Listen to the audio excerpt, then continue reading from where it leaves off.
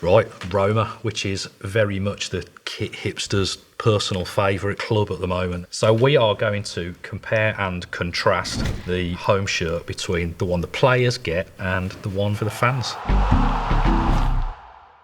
They've had some great kits, largely away kits, over the last few years with Nike.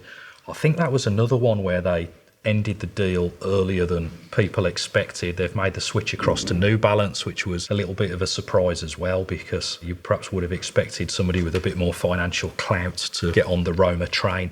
With this one, we have the players' version. No, you've given me the wrong one. Oh no, that's a replica. Right, I think the colour combination is very much unique in the world of football, as is the crest, with the wolf being suckled by two human children, which isn't an image that you come across every day. This is the players' version, and it's quite hard to tell the difference between the players' one and the fans' one. There's very little between them, but we'll assess this on its merits or lack of, unfortunately. And given that this is for players, we've talked in the past about nipple graters.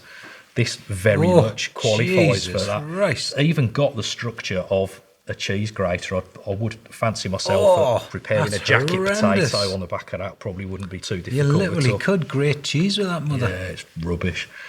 The club crest is like a plastic with a bit of texture built into it. That's not bad though. It's quite nice, but too. it's not got that durability. Yeah, it's all quite right. stiff. Yeah. Almost a bit like having a credit card on the front.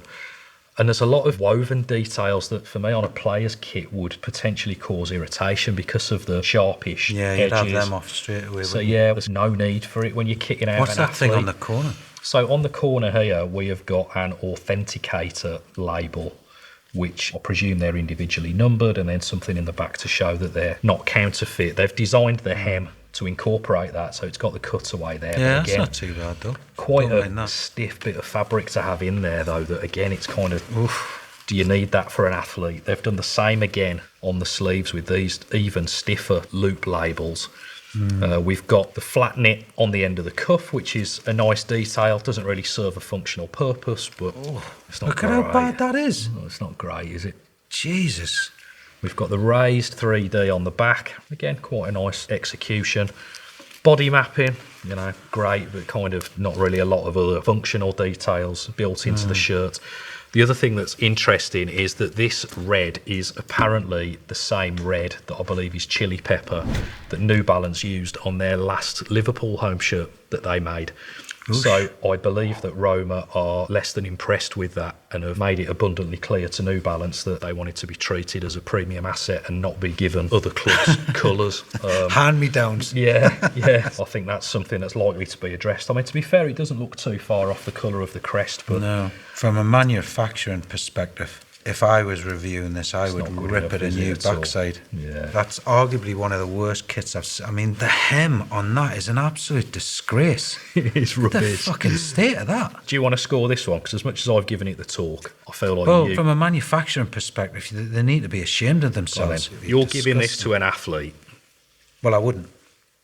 So that's how I would mark it. I wouldn't give it to an athlete. Fair enough. I mean, overall, I think it's a poor excuse of a football kit for what is arguably one of the most exciting football teams in the world. Yep. When you get a hold of a Roma kit, you got to do something Precious, special, isn't man. it? Yeah.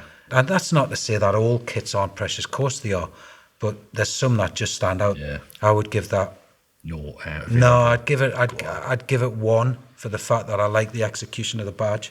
It's okay. I like the herringbone detail in it. And I do think some of the details they've got in there aren't too bad. Should we grab the replica and compare the two? Yeah. Well, there's nothing really to compare because the fabrics are exactly the same. Yep. The construction's exactly the same. Yep.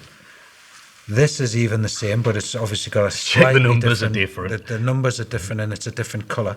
There's a great example of where one has been sewn in quite well, which is the replica one and the one they've done for the team. Wonky. So it's not even consistent. Yeah. So yeah, the And crest is That's the only difference. that's the applique. What about this on the back, the AS Roma? It's exactly the same. No, that's a raised rubber. Oh, come on. Well, it is different, I give you that, but really? How much is it? I think there's about £40 difference, about So you're paying 45 40 euro. quid for a badge and a few letters on the back of That's it. about the size of it, yeah. Yeah, shocking. You want to be ashamed of yourselves. Not in, Absolute pants. it is. It's like a how to create courgette spaghetti. Nah, not having that at all. Yeah. Shite.